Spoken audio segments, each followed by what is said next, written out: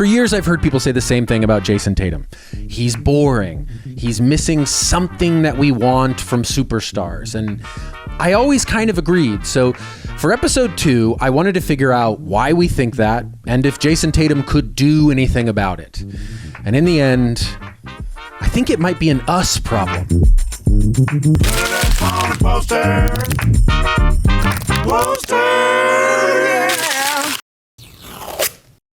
If you had gone to a newsstand or put a quarter in one of those little metal boxes on December 11th, 1995, and found a physical copy of the New York Times, you might have learned that the most embarrassing moment of Kevin Garnett's rookie season was a game where he went to the scorer's table to check in, removed his warm-up jacket, and realized he'd left his jersey in the locker room. As someone who recently drove 2 hours to a wedding only to realize as I'm pulling into the hotel less than an hour before the ceremony that I forgot my suit, that is the most relatable Kevin Garnett story that I have ever heard. If you were out and about the week of March 21st, 1988, and you happened to swing by a magazine stand and buy that week's Sports Illustrated with the title, "The Legend Lives On," you could have learned that Larry Bird said 2 things in his life influenced him, or the word he used was scarred him, more than anything else. Getting married and divorced too young and growing up broke. If you wanted to get Bill Russell's take on Boston, that it was a, quote, flea market of racism, you would have needed to go to a bookstore sometime after October 1st, 1979, and buy his book, Second Wind, Memoirs of an Opinionated Man. And if you wanted to learn about former Celtics Croatian power forward Dino Raja, which who doesn't want to learn about former Celtics Croatian power forward Dino Raja, you could do what I did as a kid in the 90s. I would mow my neighbors' lawns for $10 each. I would go spend every last one of those dollars on basketball trading cards and then spend the next few weeks memorizing the backs of each card. My next-door neighbor's lawns looked passable, and I now know that Dino was going for 20-10 in the 95-96 season. For most of the history of the NBA, if you wanted to learn more about a player, you had to really commit and actively seek out that information.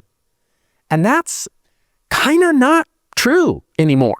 If you want to learn about a player now, just say that player's name out loud 3 times, like saying Bloody Mary into the mirror when you were a kid. Dino Raja, Dino Raja, Dino Raja. And Mark Zuckerberg and whoever's calling the shots at TikTok this week will join hands, click their heels, and sacrifice one young software engineer. And suddenly, that player will come up on one of your feeds. Williams rejected by Roger.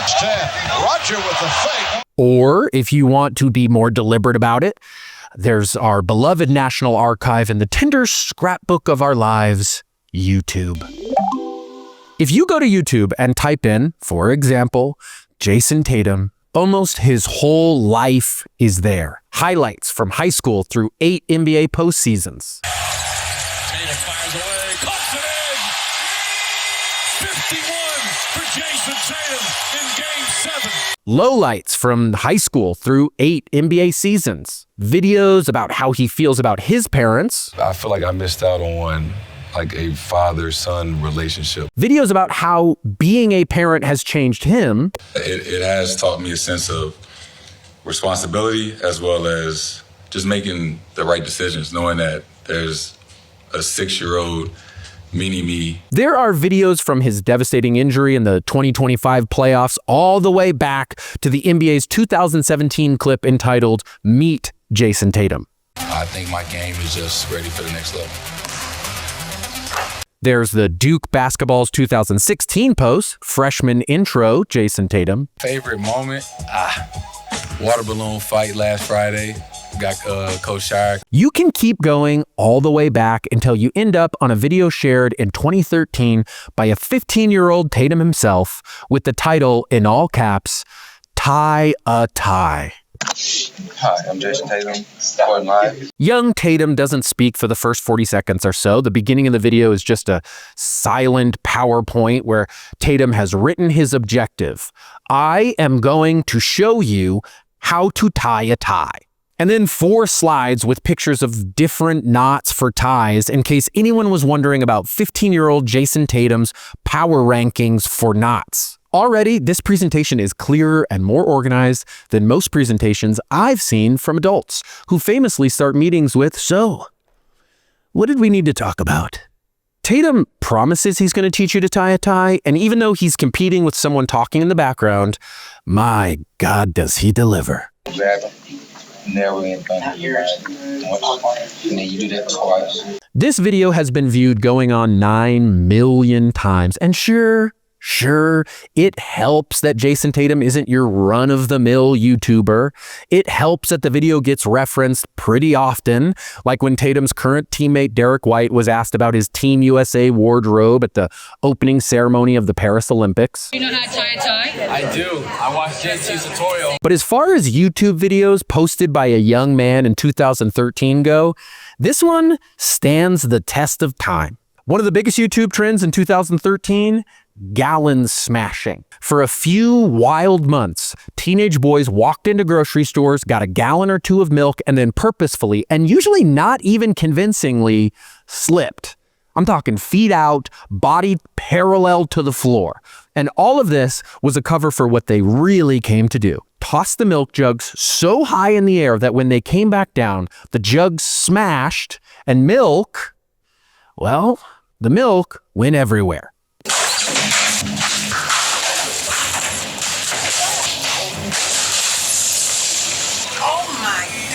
Responsible grown-ups look on confused, a few rush over to help, and the teens launch into part 2 of the bit, where they struggle to get up, sliding all over the wet floor, falling back into the milk.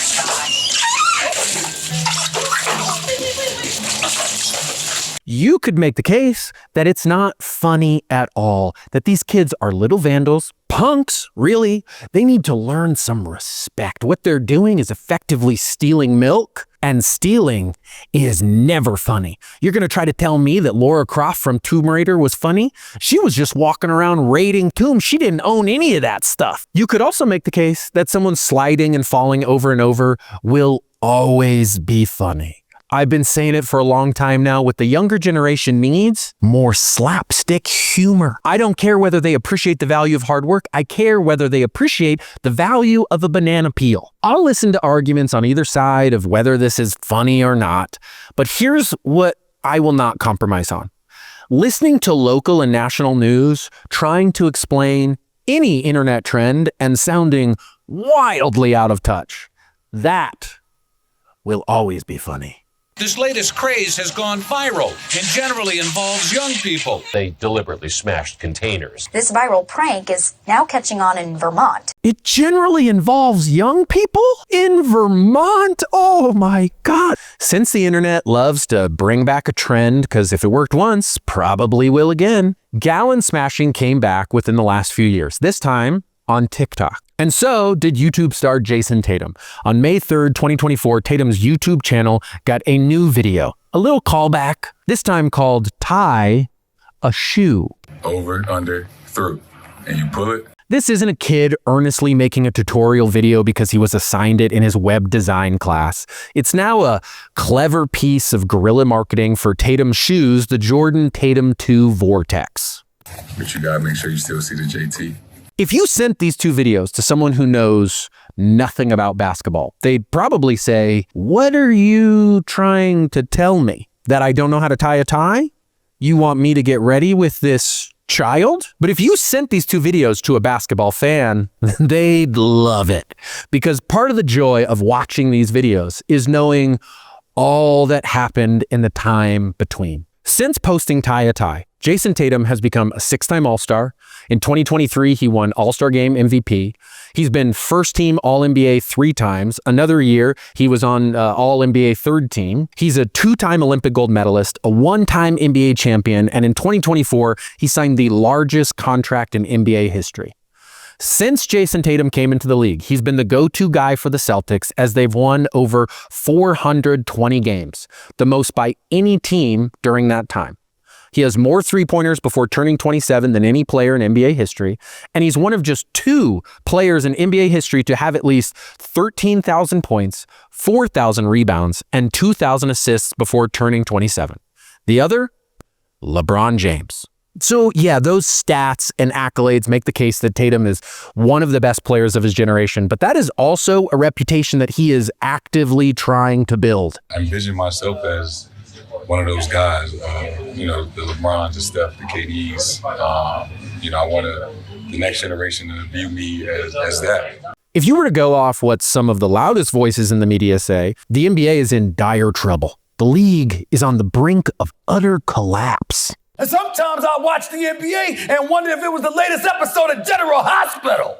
Whether or not that is true is for another episode. I really do not think it is true. But if it is true, the media is saying one of the things that will save it is an undeniable face of the league to take the crown from the exact players that Tatum named: LeBron, Steph, KD. Tatum said recently that he fits all the criteria to become the face of the league. And yet, another thing that many of the loudest voices in the NBA media love to yell about is how Jayson Tatum is not going to be the face of the league. You are trying to make him Jokic, Giannis, Steph and LeBron and Luka. I'm not. I'm just saying he's not in that class. Here's the problem that I would have with Tatum. Jordan was the best player in the league. Tatum is not. Jayson Tatum, star in the NBA. You didn't say superstar. There has been a commercial playing throughout the 2025 playoffs where Tatum is subbing in for Superman, full on tearing his dress shirt to reveal the Superman logo. It has felt like Jayson Tatum is more like a superhero running into the phone booth to change into his superhero costume. He's ready to be the one to rescue the league from whatever strange doom Stephen A. Smith is screaming about this week. But as soon as he starts to close the door to the phone booth, numerous ESPN talking heads put their hands in the way, blocking it and saying, "Not you. We don't know who, but it's definitely not you."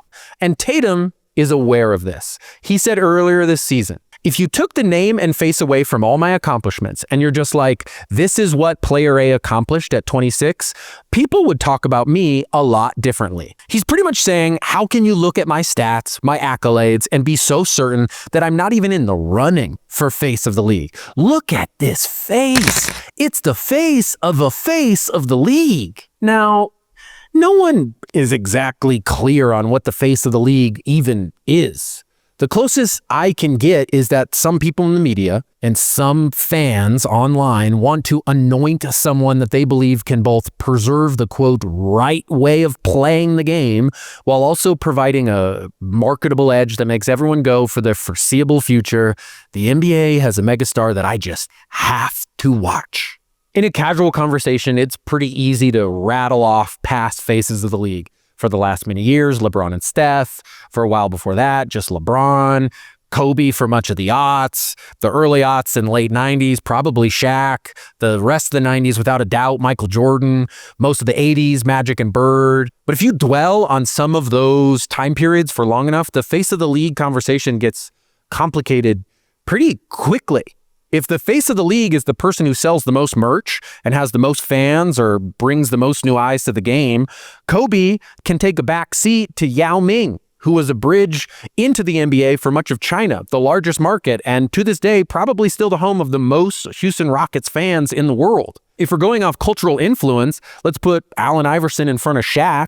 If it's a stats thing, Larry Bird might have to yield to Moses Malone, who outscored and out-rebounded Bird in the 80s. They were both 12-time All-Stars and 3-time MVPs.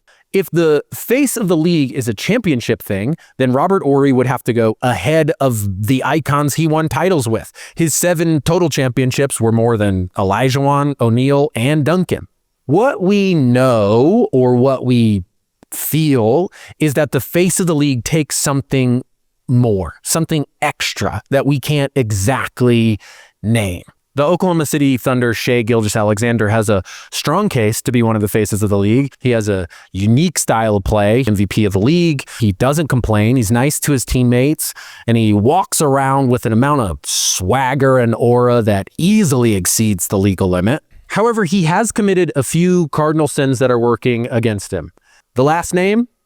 Too many letters. What's going on here? And then according to the NBA media, and I can't believe SJ did this, it's so disappointing. He was born in Canada. Unbelievable. You know, you think you know a guy. Sure, every MVP since 2019 has been won by a non-American-born player, but, or maybe because of that, people have decided that to actually save the NBA, we need an American-born face of the league. So if you were to imagine Nikola Jokic and SGA as the potential superheroes to save the day, Jokic would refuse to go into the phone booth at all. He'd ride a horse to the phone booth, but he is not going in. If anything, like he did in these playoffs, he'd show up dressed like a villain. And I don't know if you've seen what superheroes wear, but it's a lot of tight stuff, which Jokic not into. At least based on his answer this year when asked why he quit wearing leggings under his shorts. Just too much stuff to put on, it's just easier. SGA would happily go into the phone booth ready to change into his superhero clothes, but instead of a cape, he's wearing a beautiful floor-length leather jacket. And just when he's closing the phone booth door, somebody puts their hand in and says, "Can I see your passport? I will only be saved by a U.S. citizen." SGA said recently about being the face of the league, It's something that we as players kind of don't really have full control over. Like, that's literally for the world to decide. Posters! Yeah. Here we go, Celtics. Favorite C's player of all time gotta be Paul Pierce. The truth. The truth. The year was 2002, fourth quarter, down to the New Jersey Nets, down by 26 points. Did we give up? Did we go home? No. Paul Pierce just summoned the strength and made us believe again that anything is possible, which KG would then say years later. But one of the greatest comebacks I've ever seen. It's one of the loudest I've ever yelled in my life.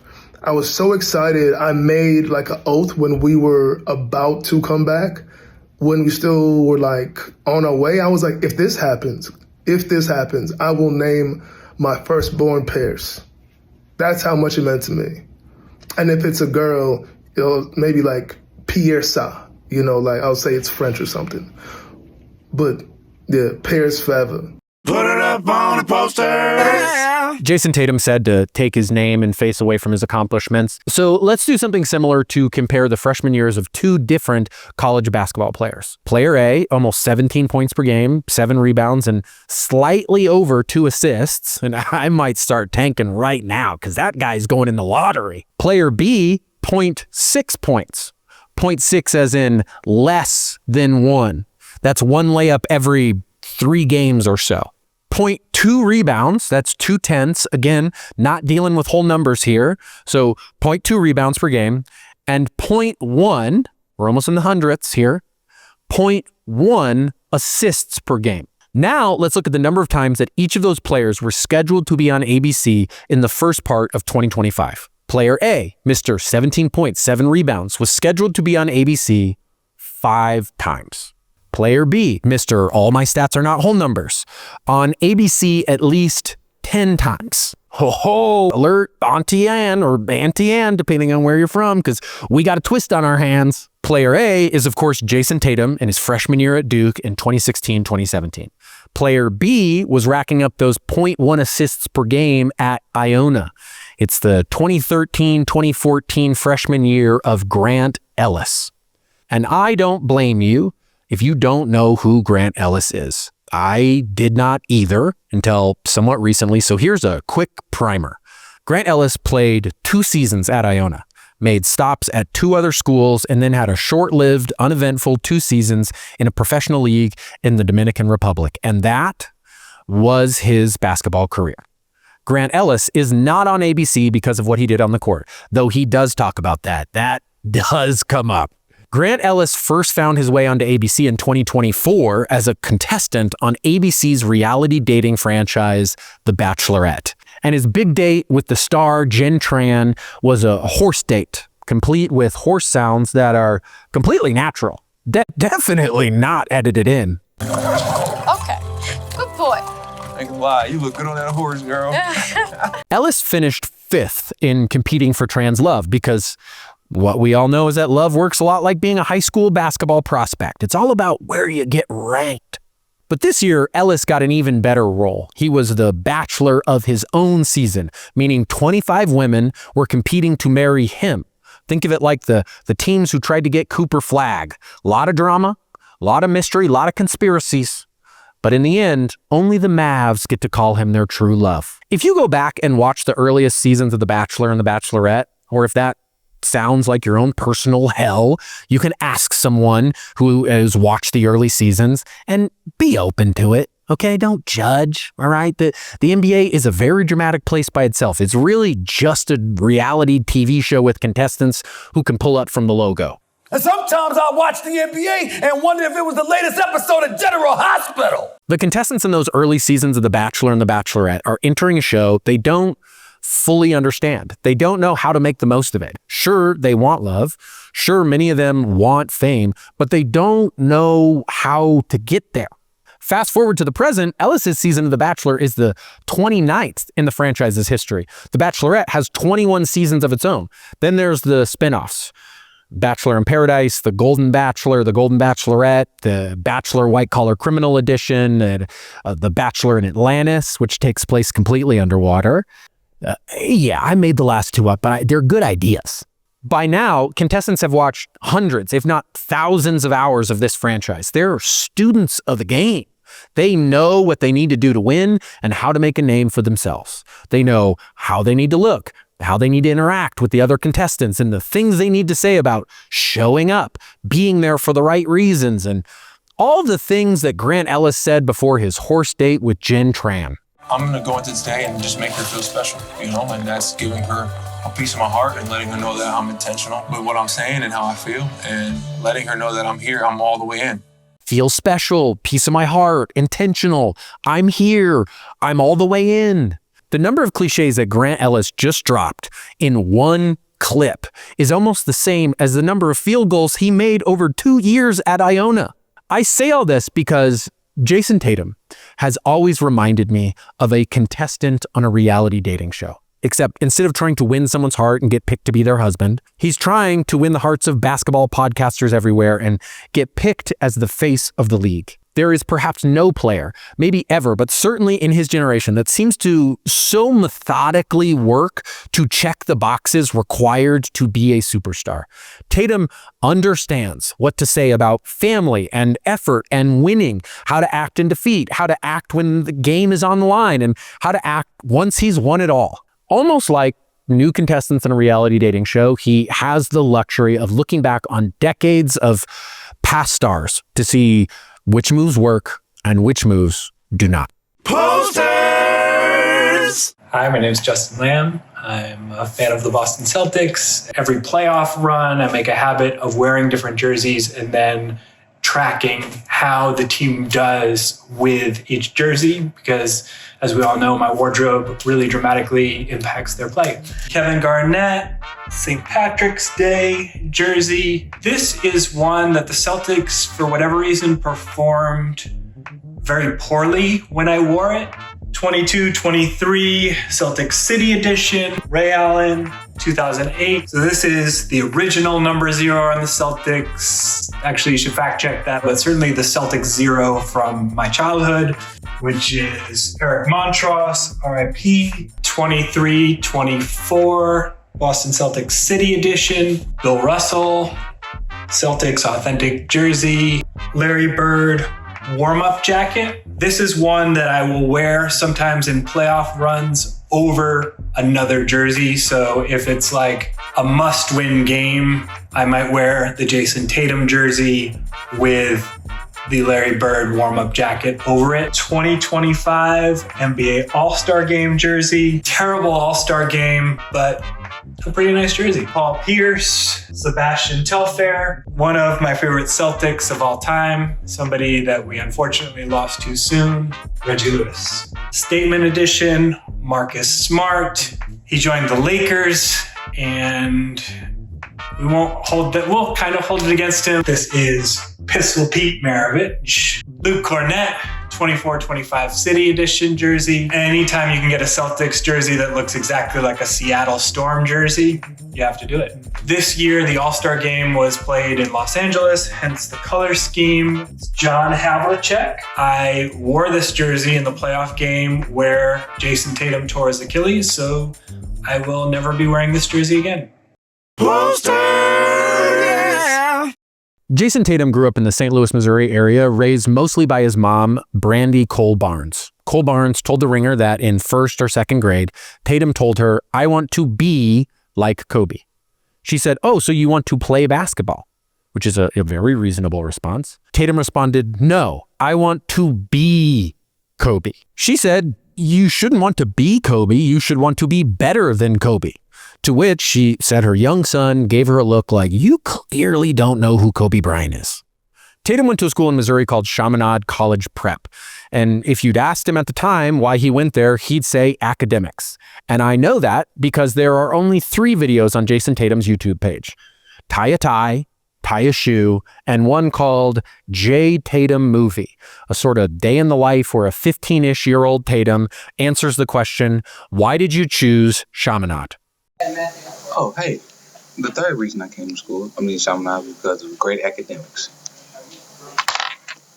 J. Tatum Movie is in many ways a kid playing around on the internet with his friends. And again, there are worse things he could have been doing with his friends and posting on the internet. But if you keep watching, his friend interviews him and you can hear that he's already clearly emulating his NBA idols. Hey, how you doing, Anthony? Great to be here. Hey, I did the same thing growing up. My sister and I would make fake sports radio talk shows that were somewhere between my first attempts at satire and a genuine attempt at what I thought was high-quality programming. But inevitably, these shows would involve my sister asking me questions like it was a post-game interview, and I would answer like Grant Ellis before a horse date if he was, for whatever reason, super out of breath. "Oh, I went out, I gave a piece of my heart. I was intentional about what I did, and I just, I was all the way in." But with Tatum, it feels different. Partially because we know what greatness he will grow into. Partially because we know that he was attempting to cast himself in the exact mold that made Kobe Bryant. And also because he had been practicing. I would just be sitting there like this, and my mom would grab a remote, and she'd be like, "Come on, you need to practice. Like, what are you going to do when they say, you had a double-double, you guys came back, how does it feel? How did your teammates play?" If you go back even before Tie a Tie, there is a video on YouTube from 2010 where one of Tatum's classmates, named Mitch, interviews a then 12-ish-year-old Jayson Tatum on the bus, asking him about being the 5th-ranked player in the country. What was the best moment you've ever had in basketball? Being ranked number 5 in the country. Thanks for your time, Jayson. We're accustomed to seeing players play basketball before they were great, learning, developing, sometimes failing. Maybe they played in college, or they have a high school mixtape, or there are home videos of them shooting on a little Tykes basketball hoop. But I can't say that I've ever seen so many videos of a player before they were great rehearsing and learning how to act like a great. My name is Casey McGowan. I grew up in Old Saybrook, Connecticut, and I am a huge Celtics fan. I didn't realize how important the Celtics were to me, though, specifically the players, until this last summer.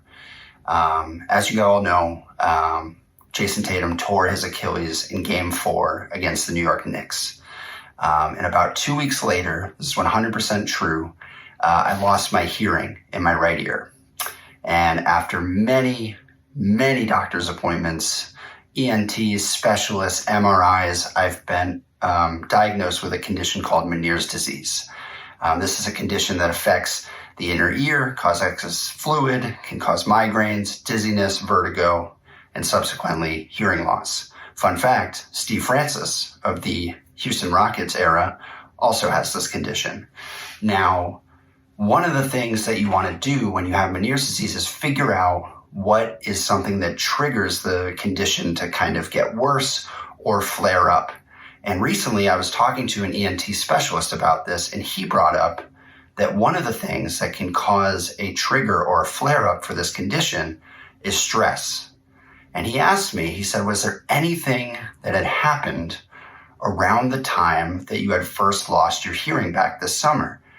And the only thing I could think of was 2 weeks before Jayson Tatum tearing his Achilles in Game 4 against the New York Knicks. So I guess what I'm trying to say is the Celtics, and more specifically, Jayson Tatum, is so important to me that when something bad happened to them, I lost my hearing and developed a chronic condition, one that I am managing, so don't worry about it. Put it up on a poster. In 2011, Tatum was a 7th grader at Chaminade, biding his time until he could play on the high school team.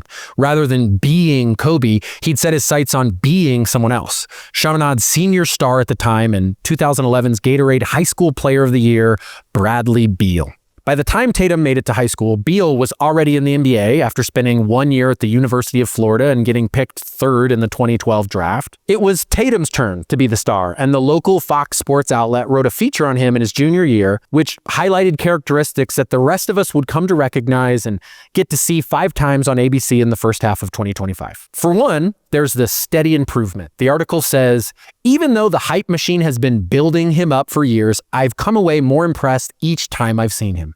There's the understatedness. The writer says, unlike so many in his chest-thumping era, when Tatum pulls off a remarkable move, he acts like he's been there before. He might punctuate a dunk with a tap to his chest and celebrate a three-pointer with a yell and a hand signal. But really, these days, those kind of antics are about like a nonchalant pat on the backside back in the day, sounding like an old-timey sportscaster who has never been younger than 44 years old. Pat on the backside. The final thing you can already see in this article is Tatum's precise professionalism in interviews. Tatum is quoted in the article saying, in the first half, including myself, we didn't play too well. And to be a leader on this team, I had to pick it up if we wanted to win. Alert his mother, because all of that interview practice paid off. At the end of the year, Tatum made a choice. I'll be attending Duke University. Duke was a place to learn how to win like a star and how to act like a star. And because of the Duke men's basketball team's approach to social media at the time, it was a place where he got to be in even more YouTube videos where he's interviewed by his friends. We'll see what's up. Samil Jefferson here interviewing, my talented freshman, Jayson Tatum. It's clear that being great is what Jayson Tatum has always wanted. Danny Ainge, the Celtics general manager who made a trade with the 76ers to move down in the 2017 draft to make sure he got Tatum, told The Ringer about the draft interview he had with Tatum, saying, quote, I knew what Jayson wanted, but I didn't know to what extent he would go to become great. Every player wants to be great, but not all of them are willing to do what it takes. But if you want to be something that can't exactly be defined, like the general concept of greatness, the best thing to do is to ask someone who's been there for some concrete advice. In July 2018, Tatum met his hero, Kobe Bryant, in California, after Bryant invited him to come out, talk, and work out together. Kobe apparently told him, quote, don't let anybody stop you from being great. No matter your situation, no matter how old you are, be that guy. Tatum has said how impactful that meeting was and how impactful Kobe was to him in general. So I don't want to dismiss any of that. But if you are looking for an exact definition of how to be great, be that guy. It doesn't help.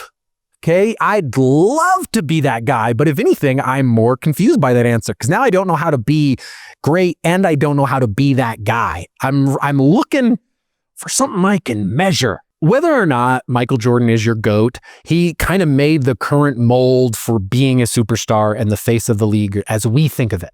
The conversation for fans, the media, and really anyone who had ever heard of basketball from pretty much the moment Michael Jordan announced retirement number 1 to well after he actually hung him up after retirement number 3 was, who is the next MJ? At different points, nominations ranged from Grant Hill to Penny Hardaway to Harold Baby Jordan Minor. AI and Kobe have both said that they wanted to be like Mike. But the generation after them braided their hair, wore armbands, and tried to have a Mamba mentality because they wanted to be like AI and Kobe. So we end up getting a sort of family tree of basketball heroes, each generation informed by the last. And then you have Tatum and his peers all still trying to be great, but a few generations removed from Jordan, the person that everyone was originally aspiring to be. In some ways, it feels like what fans get from rising stars today is similar to what algorithms give you. Not exactly what you were looking for, but close enough. The characteristics, but not the charisma. The elements, but not the essence.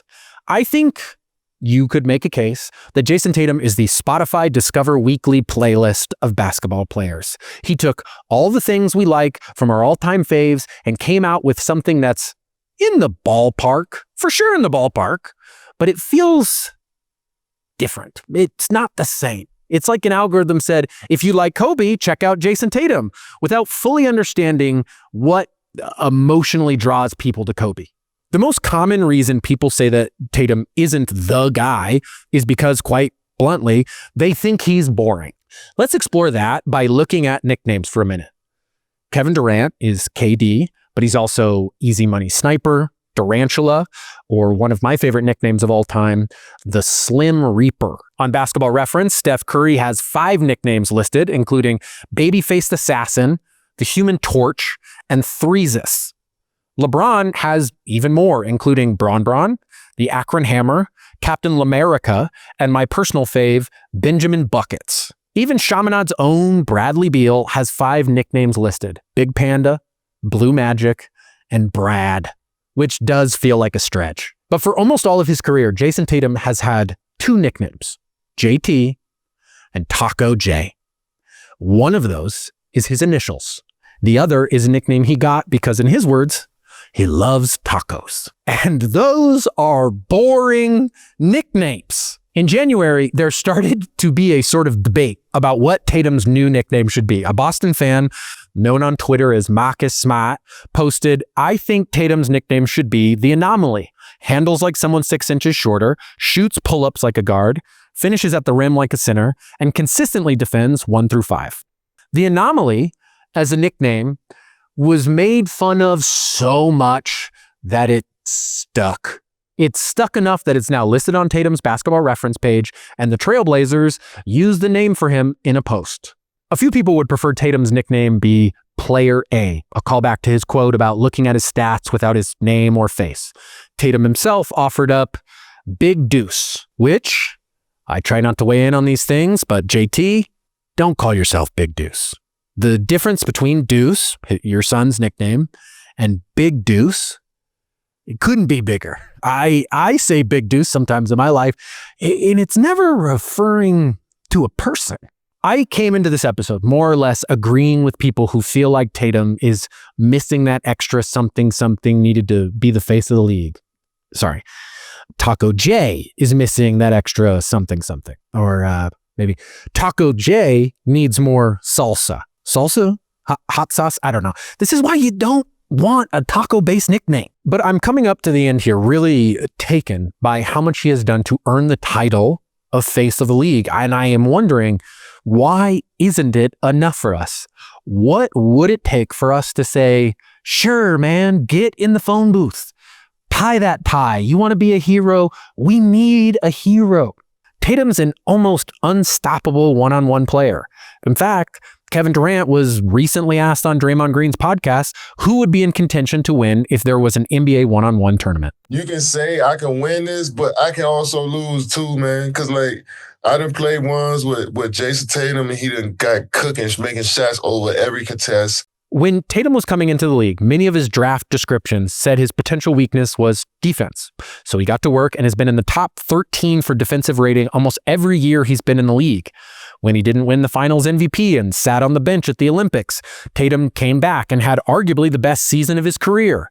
When people freaked out about his struggles in this year's Eastern Conference semifinals against the Knicks, he came back in Game 4 and had one of the games of his life before getting injured. And obviously, that injury is going to change things. But in a time where everyone's upset about load management and whether or not players care, Tatum has averaged over 73 games played every year. And until this year, he'd never missed a playoff game. Almost all the other things people want from their stars, Tatum has done.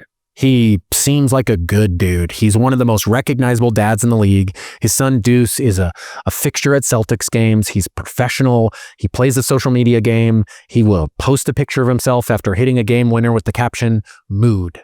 I still get the reasons that it might not be enough for us. Part of it is he went to Duke and he is a Celtic. A lot of people don't like either of those things. A lot of people don't like the Celtics because they're the winningest NBA franchise with fans who are some of the I'll say loudest and let Bill Russell's quote fill in the rest.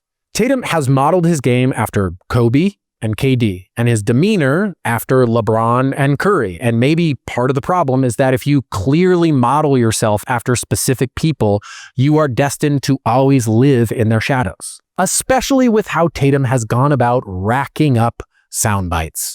You know what else? He's not original. When Kevin Garnett won a title with the Celtics, it sounded like this.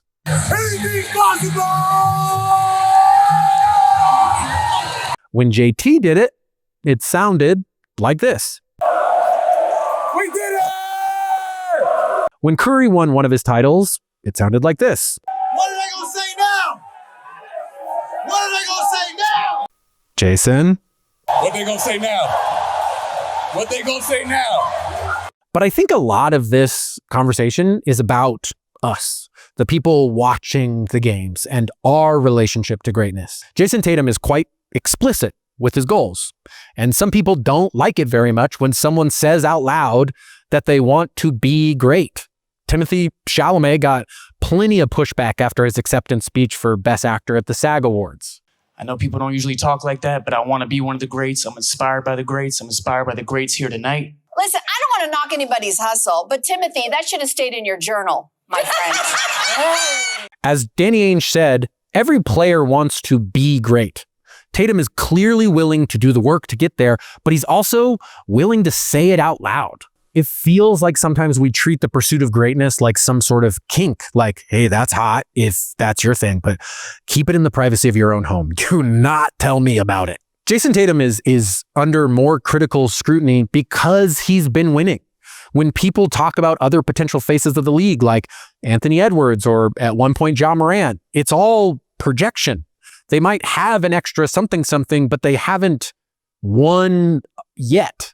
It's almost like we struggle when someone striving for greatness shows us their work. When they say, I want to be great, and we can go, but what about here or there when you weren't?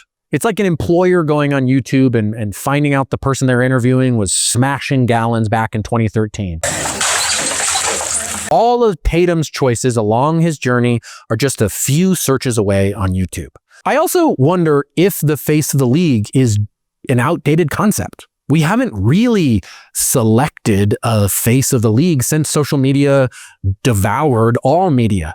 Facebook was around when Steph was a rookie, and LeBron came into the league when MySpace was popping off, and it was popping off. I'll tell you, it was. But this is different. Every player is, in many ways, already the face of their own brand by the time they declare for college. It's the type of change the media is slow to pick up on. Old dudes on TV spend so much time giving hot takes on what kids these days care about, who they root for, the pranks they pull, because being critical is often the main way that those guys remain part of a conversation that would otherwise pass them by. There are a lot of great basketball players in the NBA, and I think their legacy is less about how they measure up with past generations and more about the impact they have on future generations. I think about Jayson Tatum telling his mom he wants to be Kobe Bryant. That's what made Kobe Bryant a face of the league. It wasn't something Colin Cowherd said. It wasn't something some random dude on the internet posted about enough times. It was that young players like Tatum or Devin Booker or Paige Beckers were at home studying his every move, his every interview, and then they carried that into the future, trying to mimic his mentality and recreate his most iconic moments. It is not hard to imagine young players doing the same thing with Tatum and being better players and better people for it. Posters! Yeah, yeah, yeah, yeah, yeah, yeah, yeah.